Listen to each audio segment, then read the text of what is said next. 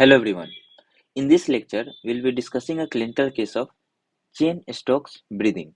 Starting with the case, a 64-year-old man with long-standing ischemic heart disease presents to the clinic with complaints of decreasing exercise tolerance and easy fatigability for past 2 weeks. He also states that he has been experiencing excessive daytime somnolence and shortness of breath with exertion. इस clinical case में जो हमारा patient है वो already ischaemic heart disease से सफ़र कर रहा है, बट इस बार उसके जो कंप्लेंट्स है वह है कि जब भी वह कोई फिजिकल वर्क करता है तो वह बहुत जल्दी थक जा रहा है। और जो एक मेजर कंप्लेन है वह है excessive day time समनोलेंस।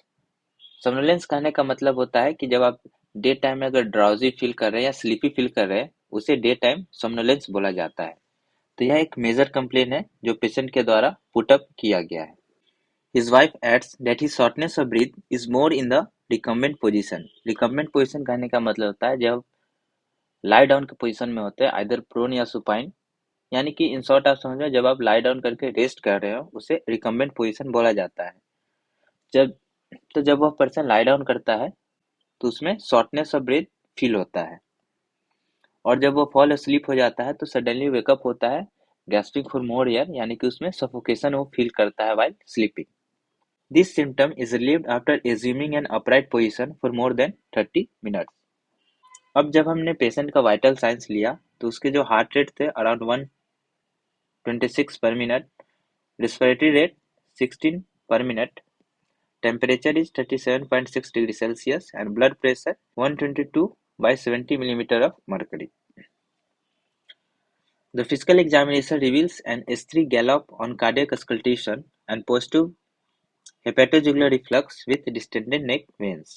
ECG shows ischemic changes similar to those noted in the past. An echocardiogram reveals an ejection fraction of 33%. जो नॉर्मल इजेक्शन फ्रैक्शन होता है वो अराउंड 60 to 70% होता है, बट यहाँ पे इजेक्शन फ्रैक्शन 33% है, यानी कि यह नॉर्मल स्टेट से डिक्रीज्ड है। Then the question is, which of the following best describes the respiratory pattern abnormality that occurs in the patient while he is sleeping? The options are increased pulmonary artery pressure, decreased sympathetic activity, increased partial pressure of oxygen, shortened lung to brain circulation time. तो इस clinical case को solve करने के लिए आपको जो major clue या hint दिया गया है वह है कि which of the following best describes the respiratory pattern abnormality. So to crack this question, we need to pick up the points which relates to the breathing patterns. तो यहाँ पे जो कुछ पॉइंट्स है, first one is the shortness of breath in the recumbent position. Second point is that while he is sleeping, he lost the breath. So this is the second point, gasping for breath. Third one is the respiratory rate is 16 per minute. So these alternating breathing patterns tend us to make us to think about a altered breathing pattern known as Cheyne-Stokes breathing. But अगर हम options में देखें तो यहाँ पे Cheyne Stokes breathing pattern present ही नहीं है, तो कौन सा हमारा आंसर करेक्ट होगा? Before we reach to the correct answer हम एक ब्रीफ डिस्क्रिप्शन देखेंगे about the Cheyne Stokes breathing. मैंने ब्रीदिंग पैटर्न्स पे एक स्पेसिफिक वीडियो भी बना रखा है जिसका लिंक आपको डिस्क्रिप्शन में मिल जाएगा। आप वहां पर जाकर भी different types of breathing patterns के बारे में जानकारी ले सकते हैं। यहाँ बात करते हैं चेन स्टोक्स ब्रीदिंग। यह एक एबनॉर्मल रेस्पिरेटरी पैटर्न है which is characterized by a progressively deeper and occasionally faster breathing rate alternating with a gradual decrease in tidal volume which results in apnea. कहने का मतलब है तो यह जो पैटर्न है तो यह स्टार्ट तो डीपर ब्रीदिंग रेट के साथ होता है पर धीरे धीरे वह सैलो ब्रीदिंग में कन्वर्ट हो जाता है और जितना सैलो ब्रीदिंग होते जाएगा वैसे हमारा टाइडल वॉल्यूम डिक्रीज करेगा और टाइडल वॉल्यूम इतना कम हो जाता है कि जो पर्सन होता है उसे सफोकेशन फील होने लगता है। तो इसीलिए यहाँ पे लिख रखा है which results in apnoea. Apnoea कहने का मतलब होता है it is temporary cessation of breathing.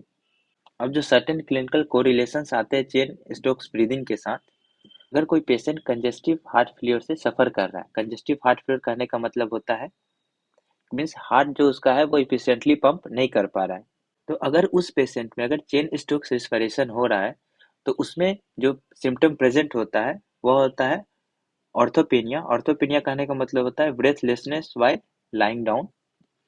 Second one is the paroxysmal nocturnal dyspnoea, कहने का मतलब होता है ब्रेथलेसनेस एट नाइट।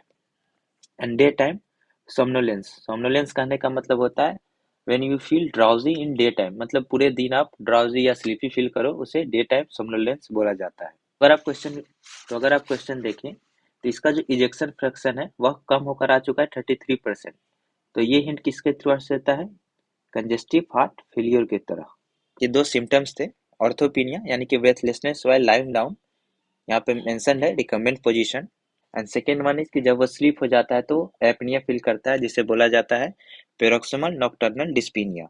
और जो थर्ड और सबसे इंपॉर्टेंट पॉइंट है कि डे टाइम सोमनोलेंस कहने का मतलब होता है पूरे दिन वो ड्राउजी फील करता है। तो ये तीनों सिम्टम प्रेजेंट है, यानी कि द पेशेंट है first thing congestive heart failure, and second that he is also having the Cheyne Stokes breathing pattern. तो अगर किसी पेशेंट में दोनों प्रेजेंट है, यानी कि congestive heart failure plus chain Stokes breathing, तो ये दोनों अगर एसोसिएटेड है, यानी कि that person is suffering from increased pulmonary artery pressure. So this is the important clinical point which you need to know.